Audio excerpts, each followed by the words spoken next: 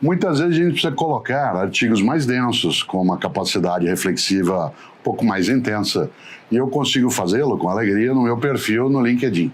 Ali eu coloco artigos, coloco indicação de livros, sugestões de leitura, coisas que permitem que a gente, no campo profissional, na formação de carreira, naquilo que a gente também tem como partilha no cotidiano, dentro das nossas relações, ela adensa nossa competência, nossa capacidade. Portanto, o perfil no LinkedIn faz com que a gente ganhe um pouco mais de energia em relação à nossa possibilidade, né, de reflexão, de caminhar adiante, de ir em direção a algo que nos faça muito melhores, não no sentido da arrogância, mas no sentido da nossa habilidade, nossa capacidade, nossa competência. Por isso, é sim uma troca, e ela é boa. O perfil no LinkedIn.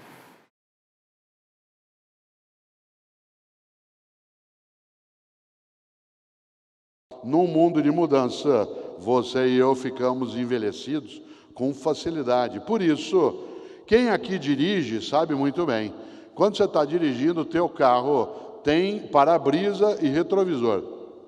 Mas você já notou uma coisa, o retrovisor é menor do que o para-brisa. Porque passado é referência, não é direção. Passado é referência. Tem gente na vida que dirige com um retrovisor desse tamanho e um para-brisa pequenininho. E fica, no meu tempo, se eu pudesse, aqui não é mais assim. Precisa coragem, mas acima de tudo, precisa humildade. Humildade para saber que a gente não sabe todas as coisas. Humildade para saber que eu preciso estar permeável àquilo que eu tenho que alterar. Insisto, não é tudo que eu altero, mas aquilo que eu preciso alterar é preciso fazê-lo. Olha só, eu sou da área de filosofia. Sócrates é uma marca do pensamento filosófico, a tal ponto que a filosofia antiga é dividida em pré-socrática, socrática e pós-socrática. Sócrates é um exemplo de humildade na trajetória, uma pessoa que não envelheceu a cabeça, mesmo tendo ficado idosa. Aliás, quem é professor aqui, como eu, de filosofia, a gente faz uma coisa em sala de aula, no primeiro dia de aula, para pegar gente arrogante. Conhece gente arrogante? Gente arrogante é gente que acha que já sabe, que já conhece tudo, que não precisa mais aprender. É aquela pessoa que tudo que você fala, ela já viu. Você fala de uma cidade, ela já foi. Você conta de um filme, ela já assistiu. Aliás, o arrogante costuma dizer o seguinte: tem dois modos de fazer as coisas, o meu ou o errado. Você escolha. Tem gente que é arrogante. Sabe como é que a gente faz sala de aula para pegar gente arrogante? No primeiro dia de aula, eu digo, gente, para fazer um levantamento, eu queria saber, por favor, quem aqui já leu algum livro do Sócrates? Sempre tem um que levanta a mão. E Sócrates não escreveu nada. Não existe nenhum livro do Sócrates. Tudo que Sócrates disse está registrado por Platão nos livros do Platão, especialmente nos diálogos. Não há nada do Sócrates. Nessa hora eu posso fazer uma coisa com aquele menino e não perder a oportunidade de pisar nele. Mas isso é antipedagógico, isso é tolo. Se eu quiser formar uma pessoa, eu não posso humilhá-la, eu preciso formá-la. E aí eu digo, para não humilhá-lo, seguinte, talvez você tenha ouvido mal, talvez eu tenha falado do Sócrates, você entendeu Sófocles, porque do Sócrates não tem nenhum livro. Aí o menino diz, isso mesmo, é o Sófocles. Mas quando a aula termina, eu vou até lá e digo o seguinte, nós dois sabemos o que aconteceu. Não faça isso. Fingir que sabe é uma tolice imensa num mundo de mudança.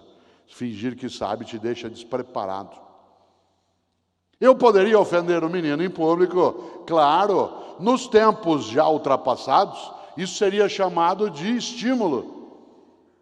Aliás, quando o teu professor ou professora, na hora de distribuir as provas, fazia uma coisa horrorosa, distribuía as provas falando a nota em voz alta. Vou distribuir as provas, vocês fizeram quinta-feira passada. Vou fazê-lo por nota em ordem decrescente. Paulo, 5. Pronto, você já se preparava.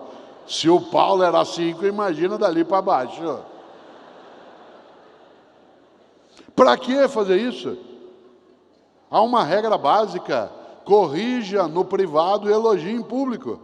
Elogie em público, mas corrija no particular. Alguém que quer formar outro, corrige sem ofender, orienta sem humilhar. É um modo ultrapassado achar que você está estimulando pessoas quando você as machuca. Que nem na empresa. Até algum tempo, aquilo que hoje é chamado, com toda razão, de assédio moral, era chamado de estímulo. Seguinte, você se prepara, tá? Estou de olho em você. Vai almoçar, depois a gente conversa. Imagina, a pessoa entrava em pânico. Ó, eu estou prestando atenção nas tuas coisas. Vá para casa, fim de semana, aproveite. Segunda-feira eu converso com você.